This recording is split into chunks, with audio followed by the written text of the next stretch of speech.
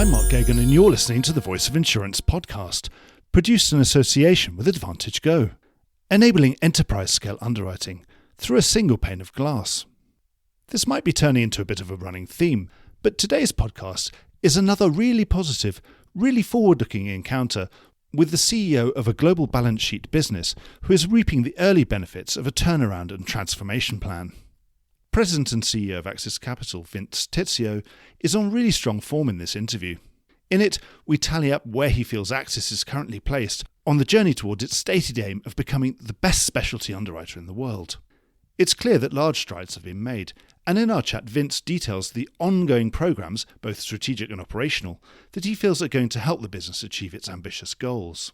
We also check in on where the best market opportunities currently lie and how Axis is planning on making the most of them, as well as how the group is navigating opportunities such as AI and the volatile state of global risk of all descriptions. Vince is a great interviewee because he's authentic and wears his heart and passions on his sleeve. I certainly came away with the feeling that with him, what you see is what you get. Listen on, and I think you'll be able to hear for yourself. Enjoy the podcast. Vince, welcome to the Voice of Insurance. Good to be with you. For anyone who doesn't know you, we all ought to know you by now, but sometimes it's nice just to ask you to run through a little bit through your career to date, how you got into insurance and how you ended up in the role you're in now. Well, thank you. You know, I've been in our industry for more than 30 years. I started at Johnson & Higgins, which is now owned by Marsh, and I got into the insurance business really out of two motivations. The first was I was in law school and decided that I really didn't want to practice law. And during my summers, during both university and high school, I had worked part-time with AIG. And my father worked at AIG for decades and found myself really confronting a desire to follow my old man in the business. Secondly, really finding interest in all of the fascinating things I had been seeing from the file room on up. And so it was quite a decision that I took.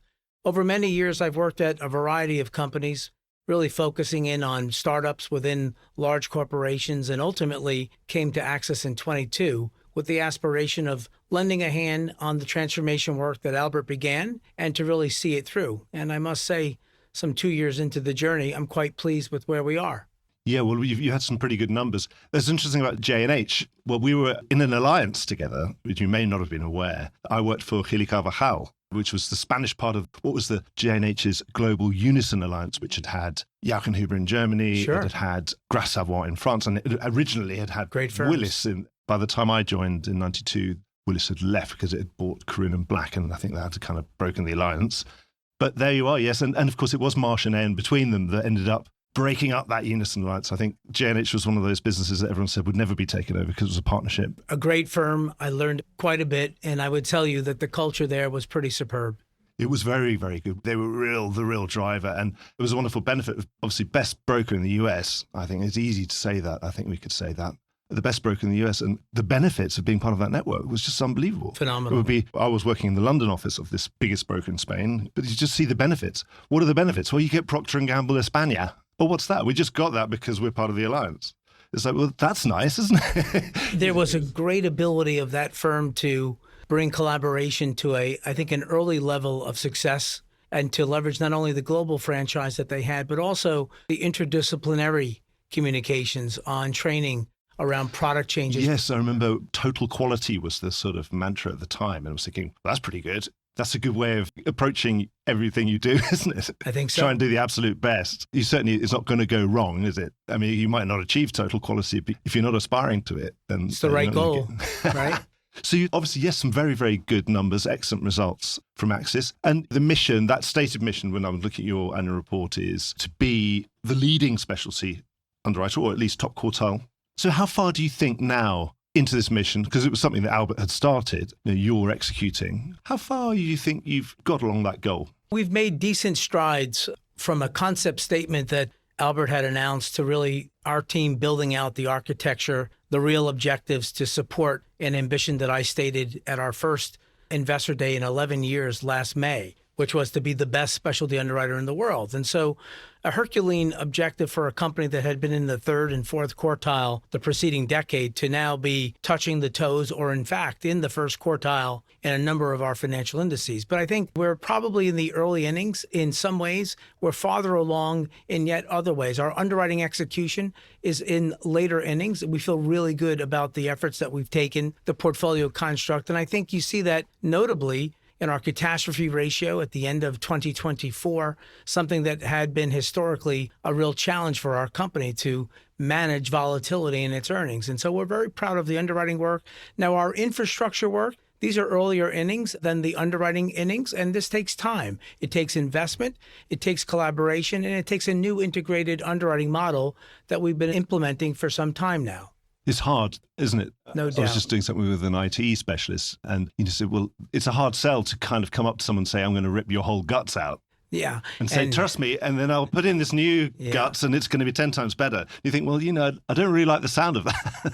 This is a people-driven business. We're not a business that's engaged in using a model to drive our outcomes in any key decision. People administer all the tasks that we undertake. And so while technology and data and digital enable our decision-taking, we're still at the heart of it, an underwriting-led company with people at the center of it. And so change is met with a variety of reactions. I'm very pleased with the change that we've been able to orchestrate. I'm particularly pleased with putting people at the center of the change that we're leading. And in terms of a time frame, you were talking about innings. I presume that's a baseball illusion where you've got 9 innings, haven't you? So you're later. Do you have a kind of time frame in your mind where you say, right, I've really got some goals here that needs to be done by this? Yeah, we said 3 years from our investor day it would take to fully realize our full potential. We're playing catch up in some ways, and that's been aided by the spirit of the people that work and serve Axis and its customers. It's also been aided by being pretty agile in the decision taking. If you think back, Mark, we're a company that's executed a reserve charge, an LPT, and we've delivered record-setting earnings for our company. And so this is a team that wants to walk and chew gum at the same time and feels very much purpose-driven. Yeah, you've got to keep going. That's the thing. You've got to do it while you're doing the day job as well. No pausing. Yeah. And part of that reset has been to dial down on reinsurance. It's now just over a quarter of your top line. And it would have been half a few years ago. And presumably that was one of the things contributing to your volatility. No doubt. Wouldn't have to be Einstein to work that one out. So do you think that's a proportion that's likely to bottom out around this level? I suppose the real question is, do you have a set idea of what is an ideal proportion or not? Obviously, you have to have flexibility because, of course, one market might be better than another. And things don't necessarily follow set kind of grids, do they? So we're a specialist. And by being a specialist, we take advantage of the dislocations that arise in the primary market. And one of the things that we said was that our reinsurance business would be leaning into its specialty capabilities, that from a sizing perspective, we thought 25 to 30% of our revenue would be an approximation of how we would shape the total revenue construct within Axis Capital. We've been working along those lines. At the end of 2024, we're roughly 73-26. And so we're making good strides around that aspiration and proportionality, but it ought not be confused with saying that somehow we're not favoring our reinsurance business or we're not leaning into the marketplace as we see opportunities. A couple of examples. Last year, we leaned into our cyber reinsurance business meaningfully, and the team did a great job at giving us the ballast between the cycle management work that we were doing in insurance. Equally, our credit and surety capabilities in reinsurance, they stood up very well helping us. And so we'll continue to toggle between the two marketplaces. Those ranges are at merely estimates. At the end of the day, we want to be a firm that's delivering outsized results to our shareholders.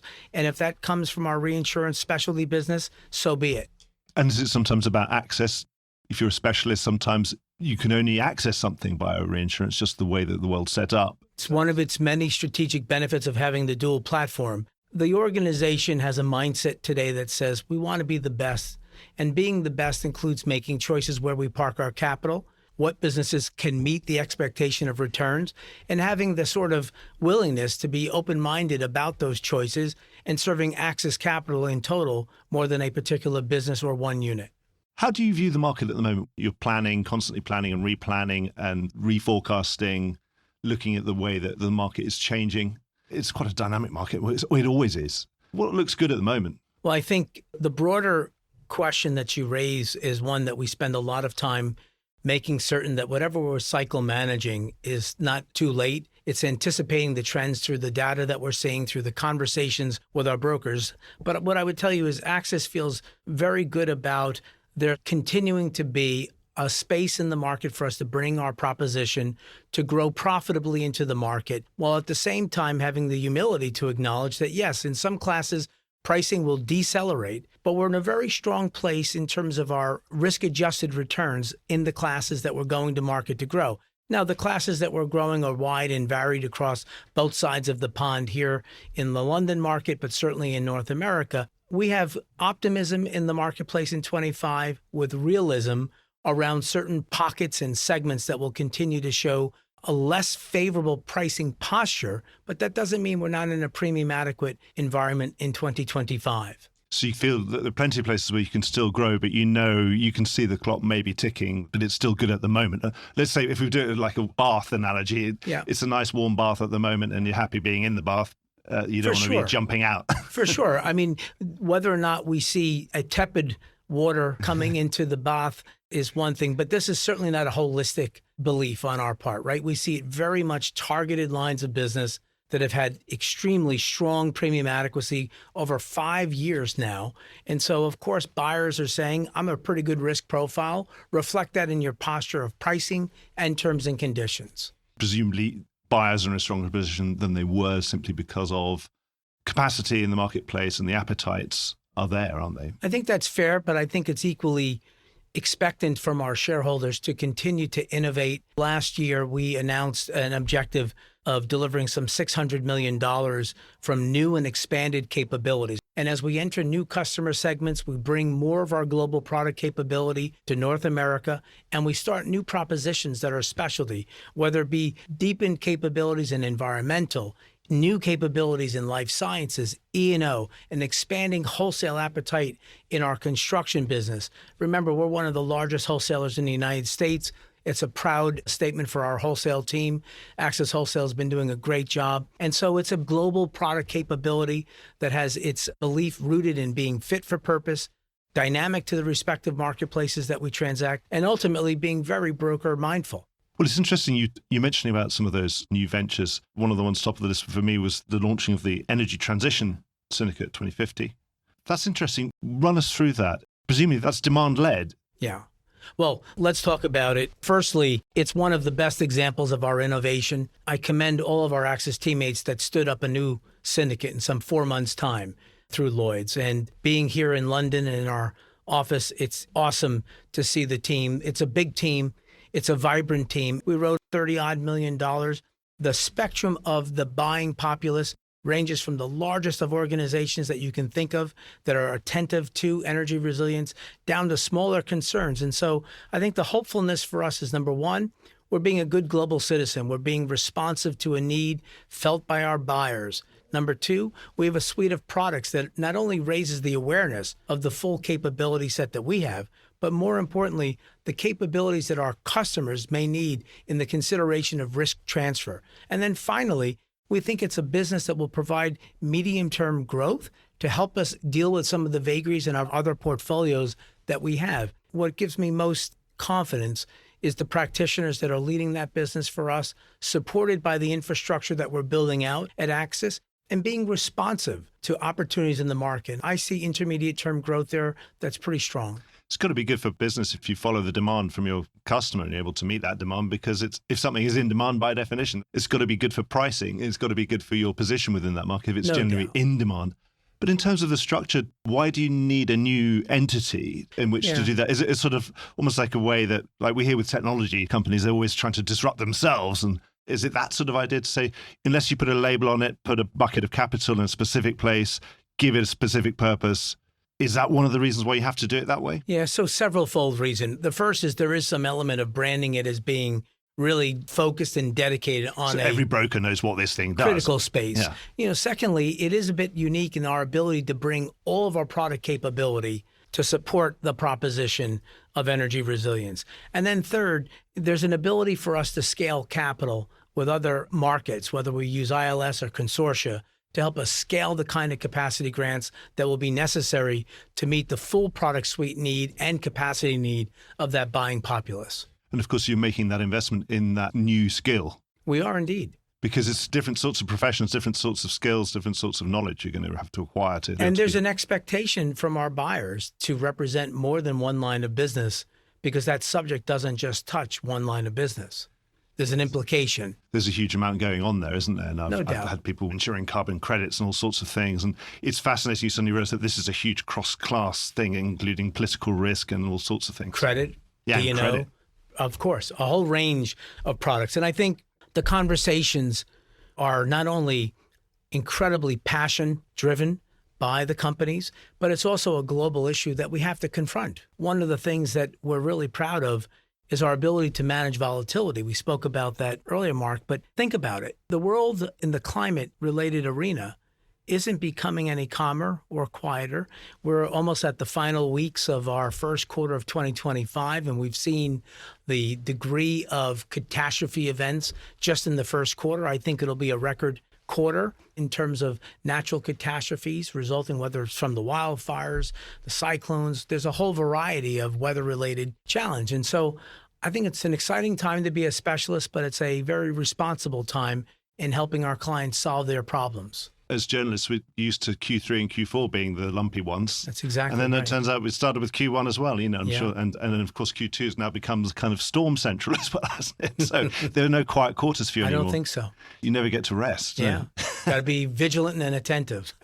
Back on the market in terms of business flows, one of the kind of little telltale that starts flickering is the way that business is flowing around the world and around the market, obviously from admitted into excess and surplus, and of course from the US into London, for example. These are all flows that people who, I suppose, have been around long enough, you can sort of see if the tide's slightly changing.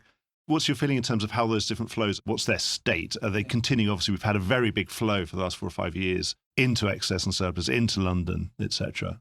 So it's a key question that gives consideration around our staffing models, our view of risk, what's the best geography and marketplace to access the kind of risk that we want. And we're blessed. We have very vibrant marketplaces in the United States and indeed in London. And yes, while there will be some degree of change in the ordering of size of submission volume at the end of 2024, our wholesale channel had some 24% improvement in submission flow. And we're starting from a very substantial base. Our London market business was equally vibrant. But at the end of the day, customers will seek solutions that meet their needs and expectations. And while we see small signs of change in the complexion of submissions that may be coming to the London market, or increases in certain lines in the wholesale channel and offsets in others, frankly, the pendulum is wide enough and strong enough for us to be ideally positioned to meet the needs of our customers and brokers through both of our key marketplaces here in the UK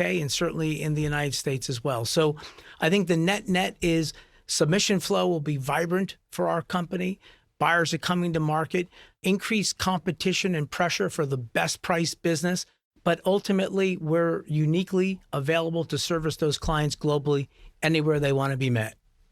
Yeah, so there's plenty of flow and there's still plenty of opportunity. It's not for sure. The classic soft market in London it suddenly gets very quiet around here. No, you're not seeing crazy term condition changes and capacity-driven solutions.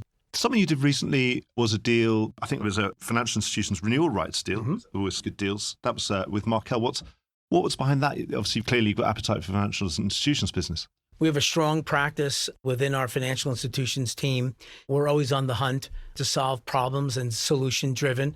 And this opportunity arose, and our team found a meeting of the minds with Markel, a good transaction for them, a good transaction for us, and one that we're excited to take responsibility for. And renewal rights is good because you get a first look at everything. You don't have to take everything, do you? That's exactly right. Something we've been debating a lot, and something which we would know access for is the casualty market, that you are casualty experts, both on insurance and reinsurance. What's your feel? What's your appetite for casualty US liability, let's say more specifically? So this is an often spoken subject inside Axis. I'll ground you in some background. Please recall that when we took the charge, some $425 million at the end of 2023, the principal line of business that formed was our liability classes, most notably in the United States, and in particular our programs and primary casualty businesses. So we had a lot of learnings through pain, economic pain. But they are the best learnings, aren't they? We hope they serve us well. You tend to remember them. But we learned quite a bit through that effort. And so that business has, particularly in primary, our excess casualty business, it's important to note, has been quite consistent and not really as impacted as others have, and certainly not within our portfolio. But what we learned was you have to have a lot of humility and you have to have a lot of vigilance in pricing this business. And so our appetite has been described as selective, opportunistic, and that we're not trying to be all things through all people. And indeed, if you look at our go-to-market approach, our principal business in liability is done through E&S. And so, of course, the ability to be free of form and rates certainly serves us well, to have manuscript wording that says what it means and does what it says to meet the tailored risk that we want is going to serve us well. So we're going to have a selective appetite. I'm an underwriter by training, and so I have expectancy that there's enough class codes for us to bring our capital to bear. I think our team in the United States, through our wholesale business, the principal part of where that liability is underwritten, is ready to meet the needs in its very stated but yet select appetite. So I would say on the reinsurance side, I'm a bit more challenging. I think that hygiene of our cedant is critically important. You know, we're a couple of seats removed from the risk directly. The risk profile really comes through our cedants' confidence in their own ability to legislate their underwriting strategies. And so we're going to be highly cautious. And as we've said to investors, there may be a period when we grow liability in our reinsurance business. It'll be done with a very selective, very price premiumatic driven strategy, but most importantly, a great tolerance and comfort in the hygiene of our cedants to make certain that we're dealing with real-time information, to make a bet that's informed, to make certain that our alignment of interests is carefully shown through the data, through the communications that we're having with our cedants. So you know what you want, and you also know who you want to partner with. Yeah, you know, when you have the kind of pain that we exacted in that charge, you learn. When I was a broker, that was my métier, was the international non-US liability space. And the most successful underwriters, they knew exactly what they didn't want. And there's some things they just would not do, but they would do everything else. And that stood them in incredibly good stead. For example, Spanish local authority business was a good thing to have avoided, I think. Well, international casualty is a different horse than U.S. liability, to be certain. And candidly, think about how our culture is serving us in that regard. We have a number of earnest people in our reinsurance team that could be placing their lines down if they really wanted to be casual about it, but they're being bottom line focused. And it's really hard. There's a lot of risk opportunities in liability. What's your view on, this is again, big picture about business flows, particularly in long trends over the last decade, for example, trend to distribution through MGAs. What's your view around that? And what's your strategy around delegated authority type business? But the main question is, what's your view of that macro trend? Some things are always cyclical and some change is secular, permanent change. And it's certainly, the more I've convinced myself that that change has become more permanent, there has been a palpable change in the way that some insurance has been distributed, and it looks like that is probably a permanent change. Yeah. What's your view? Anyway, do you think this is a sustainable thing? Do you think it's going to ebb and flow?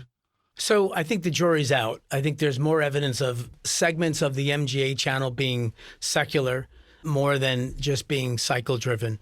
But I think more broadly, here we sit in London. You're in our office here in London, and it's a big marketplace for facilities, line slips, binders, MGAs. And so it's a practice of how the business is transacted. The facilitization of the business seems to be exceedingly vibrant here in the London market. And so broadly, you know, we'll be selective risk takers in that space.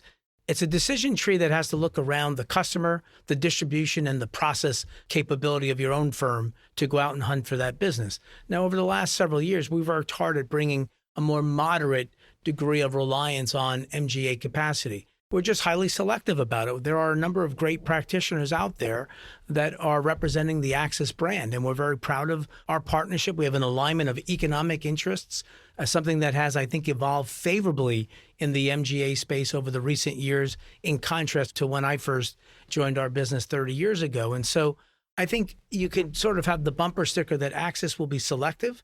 It's a meaningful percentage that is fairly well thought out. Again, if you go back to our charge, a lot of our charge liability was in our program U.S. space where we were adversely impacted. And so we recasted that appetite, we recasted our guidelines, and we have to remain vigilant in making certain that the alignment of interest remains vibrant and shown through the mutual P&Ls that we produce. Well, it's a proportional treaty by another name. Well said. Yeah. You've got to work out who your partners are. Yeah. Yeah. And I think whether or not the marketplace shift in rating, in terms, conditions over time has a different bearing on their competitiveness or the sponsor capital that they're using from the underwriting companies remains to be seen. Now, we've seen some dislocation in the cyber MGA space. We've seen certainly increasing challenge on what business is available to the market, how it's coming to market. And that's a line of business that I'll continue to observe. And as you know, last year, we took a pretty decided position in a very large MGA position here that we had in cyber. And so we'll see what else follows from that in other lines of business. I suppose with those sort of situations, those are strategic things. And obviously the main strategy concern there is, of course, that cyber's still growing. So there are suddenly different opportunities open in different places. And as you close one door, then you're immediately opening other doors. Yeah, I would observe that we have a very clear spoken strategy in cyber. I think it's a competitive marketplace. At the end of the first quarter, we'll take stock of the degree of change that's going on between and among the different segments of cyber and whether or not pricing adequacy is making as much sense as it needs to make. And so I'm anxious to talk about that at the end of the first quarter. I'm pretty proud of the team's effort. We mentioned last year that we were in the process of concluding our reshaping of our delegated and small cyber, and we were willing to shed premium. And we mentioned at the end of the year in our earnings call that we would continue to shed premium in that space throughout 2025. It was the only space that was left to reshape for the Axis Insurance portfolio. And if you think about a business that's well over $6 billion, having less than $100 million to reshape, that's a pretty vibrant, healthy portfolio. But then, of course, you're taking more on the reinsurance side. We are indeed. So you get your share of that class one way or another. We are. That's the key about having the optionality. And that's why reinsurance is pretty handy. It's one of the great examples for Axis. I would also comment in the reinsurance cyber business, just really bangs up job to the team and looking at the hygiene of our cedents. And when we say hygiene, we're really talking about what the underwriting guidelines are, how clear the communication is between the claims organization, the underwriting organization, how timely are we receiving information, how well received are our inputs of questions and guidance around the construct, and making certain that we keep our interests aligned. And then finally, of course, we write that business predominantly with loss caps. We have no real aggregation with our insurance business, which is incredibly important for a firm like ours. And we'll see what the market reveals in 25. Actually, you mentioned earlier about facilitization in London. And I think, yes, every time I talk to a broker, pretty much all the top 10 brokers now have got their own, some kind of follow form facility. What's your general view of it? And what kind of percentage of this syndicated global big risk marketplace that we've got over here, what's the percentage might it end up taking? That's a tougher question. I think that in the next 3 years, I don't see it becoming smaller. You have a number of firms that have existing facilities, and you even have some of the bigger firms engaging and entertaining even wider facilities being brought to market. Some of them are now global, they're not just London. That's exactly right. And so I think that percentage will become meaningful. When you think about the downstream consequences and the source of motivation to begin with, let's just be frank. There's expense. Yes. There's a recognition of whether or not the risk profiles that are being represented between and among those customers has some similarity that warrants an aggregation approach in how that book of business is being brought to market. That'll have consequence on the balance sheet side of the business and how we think about facing off with that. What kind of risk analytics do we need? What kind of actuarial support do we need in the provision of looking at cross classes?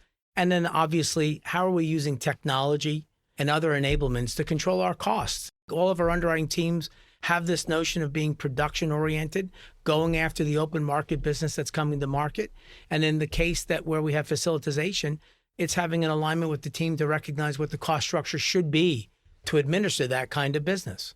Yes, because obviously you get the cost saving, but then some of these facilities are now saying you need to be kind of leader, your price will be leader minus something. That's exactly and of course, right. You have to watch it. You've got to give something to get something, but then is it worth it? Yeah. The one thing that we should observe is that there's a better alignment on the profitability quotient than there was when these were first put out to market, in my humble judgment. I think that today, the kind of information management that we get, I don't want to name a particular facility, but you know who they are. Anyway, back in the mid-90s or whatever, when there were facilities of all sorts of descriptions, you didn't really get the information as the underwriter. It was all on a bit of hope. And, the quarterly accounts was probably 9 months out of date anyway before you got them and before you actually got the income.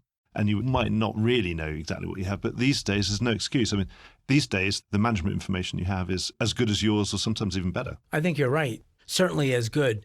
I also think that there's an acknowledgement that it's a lot more efficient for the intermediary to have stable and consistent capacity supporting it, even though there's a treasure trove of what I'll call startups, fringe markets, persons with lesser scale, demonstrated underwriting expertise that come to market that could fill the capacity need. But I think, candidly, in specialty, consistency shown in the capital provider, but then supported by that claims organization is incredibly important to bring the kind of administrative ease that I'm certain part of the facility's value prop is. We'll bring you a consistent remit of the terms and conditions, a consistent service delivery, and yes, of course, there'll be some price arbitrage because of the aggregation that's being brought to market. I think that's all clever, but I think you want consistency, it seems to me. And in the end, this is a very vibrant and very competitive market. And I suppose, you couldn't have a situation where a leader put down a $50 million line and then had a $2 billion line immediately following them, because that probably would end up tending to sort of slightly monopolistic tendencies, and then the market wouldn't tolerate that. I don't think so. A broker would go out and form a rival $2 billion facility, and before you know it, there'll be competitive as hell. It'd be a challenge. And I think bear in mind what kind of business is coming through those facilities in terms of complexity of risk profile, sizing of the customers. These are important underwriting ingredients that give liberty to the choice that we take to support them. And, and it's providing efficiency and liquidity. So exactly, as long as it's helping the customer ultimately. And obviously, these things have only ever gone wrong where the customer was forgotten about. I think that's right. And, that was a lesson the whole industry learned. And for sure. We're never going to forget that. Obviously, yes, reducing expense is a really good reason for doing all this. You've done a really good job. I was looking at the numbers, and it was really palpable that you've been able to reduce expense. And that's not easy. No. So how have you managed to do it? Where have you been able to do it? And obviously, you're still the same business, and you're doing more with less, doing more efficiently, one presumes. It's not as if it's like you made a ton of redundancies or anything. No. I think through our How We Work program, which I announced concurrent with my appointment back in May of 23, and we're not done. It's important to be clear about that. We've gone through our operating model and said, right, how fit for purpose are we against this underwriting aspiration? Fundamentally, we knew that a 13:3 GA ratio was not sustainable, was not really right sized to our underwriting platforms, was not certainly a competitive advantage for us. And so we declared an 11% target in 26 GA ratio. Last year, we were 12.4, and a good portion of that was from something that, frankly, I was pleased with, which was we paid our people in a proper way to reward and recognize the financial performance of our company, which was substantial with well over an 18% ROE at the end of 2024. I said before that we had proclaimed some almost $600 million of new and expanded capabilities. We're a people-driven company. And so we have plenty of opportunities for our people. The question is making sure that we're right-sizing their alignment in that business in a way that can add the value. And so we've got a whole bunch of growth initiatives. Yeah, and just for anyone listening, G&A is general and administrative expense ratio, which is obviously the bit you can control, whereas the acquisition's harder to control because it's hard to control brokers, isn't it? Yeah. What about M&A? I would say we're probably not at that stage in the market yet, that the market's cooling a little, but it's not soft. At some point, M&A becomes more of an imperative. Do you think it's on the menu at the moment, or it could be part of your growth agenda? We said at the Investor Day that we would deploy our capital in a number of use cases before considering M&A. We have stated capabilities that we're trying to build, and if we saw something that accelerated that, we may or may not do that. But I think there's plenty of reason to use our capital inside the House of Axis, continue to bring teams of people.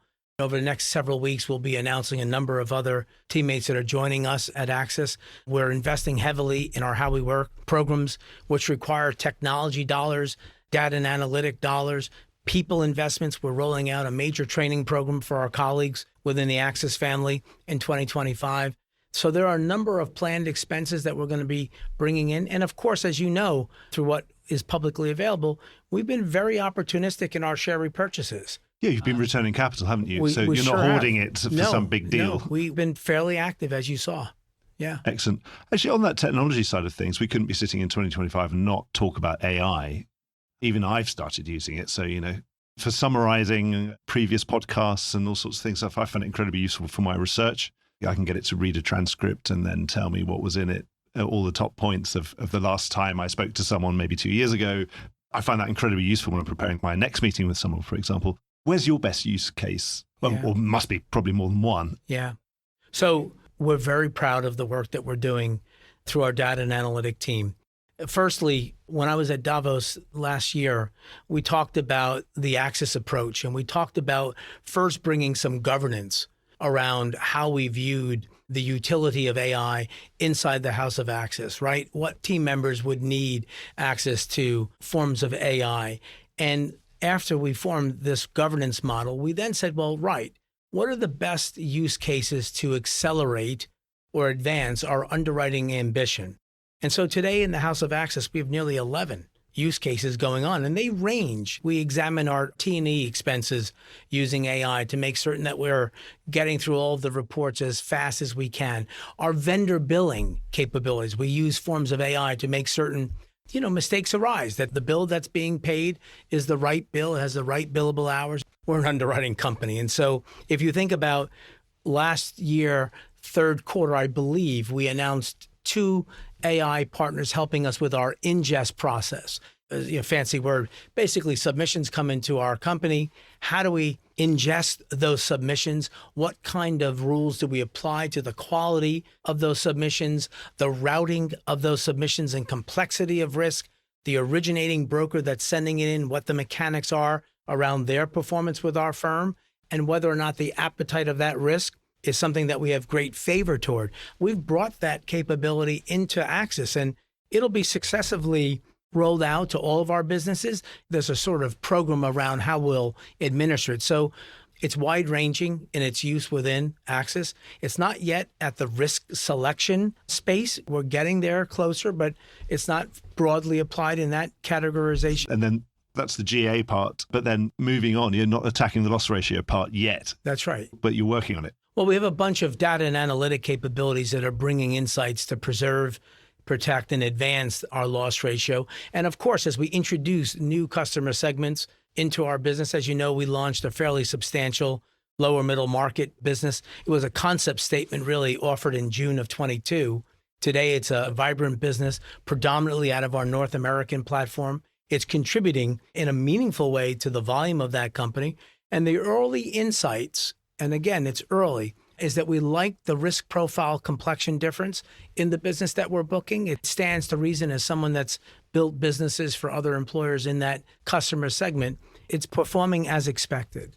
What about on the claims side? Obviously, if you can handle the claims better, you can reduce your loss ratio that way as well. No doubt. Again, seems to be a lot of advancements in terms of triaging. The way that you handle claims seem to be helping. It's an important ingredient, and it's also an ingredient that has to preserve and really advance your brand by treating your claimants with the kind of courtesy they deserve, being responsive, using plain spoken language to convey your position on whether or not the matter is covered, or you have inquiry around elements that seem gray. In specialty, that's very common. Exactly. Yes.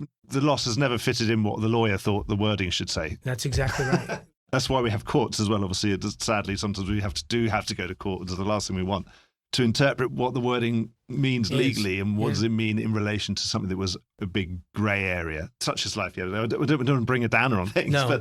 but certainly AI, again, on reading wordings and comparing one wording with the other and bringing things to the attention of the person, or reading inspection reports. There's no doubt, particularly in inspection reports. There's a number of pattern recognitions that you can identify in portfolios using AI tools to sort of unearth, if I may, through a very dispersed claims bordereau. There's some commonalities that you could otherwise see through AI. There's no doubt. I think we're almost going to always have a segment on AI now. I think from now onwards, it's almost like InsurTech, we're never going to stop talking about it because it's like a hockey stick. It's sort of, we've hit this hockey stick moment. Certainly feels like we're getting to the point where it's almost like the vertical takeoff. And I think developments will develop faster than they ever have done. I think in specialty, it's important to draw the distinction of how one approaches the employment of AI. And I think first it's grounding yourself in that distinction that you drew before. Is it really efficiency and productivity distinct from ultimately loss ratio improvement? I think the pendulum on the productivity and efficiency has a sufficient set of use cases that show you can bring about some positive change that aids both efficiency and productivity. On the loss dimension, I think it's earlier days and we're testing pattern recognitions into ways that the AI tool is trained well enough to draw distinction. I think we're still journeying there. And of course, within specialty, you always have that problem that we just don't have large numbers of homogeneous risk in the way that all automobiles are very similar to each other these days. And, no two power stations are quite the same, are they? Exactly right. We've been talking about all sorts of things, but you mentioned earlier about the geopolitical environment, which is always changing and winds blow one way and blow another. Obviously, we've also been talking about that net zero transition, syndicate, for example, the investments you've been making. How is the sort of changing winds of global politics? Does that affect what you do? Or do you just sort of say, well, keep your head down and say, well, that's none of my business. I'll just listen to what my customers want. And if the customer's still going to make those renewable energy investments, then clearly they're going to need the insurance for it. I'm here to provide insurance. So a deep question, right? We think about the geopolitical and economic environment that we're witnessing and trying to forecast tomorrow, today. We think about cyber resilience and cybersecurity. We think about energy resilience. And we think about the human condition in that wake of change. And we direct underwriting strategy to be contemplative of the impact to our business, but more importantly, our customers. And how do we identify bringing our products and services against that landscape in a local tailored way?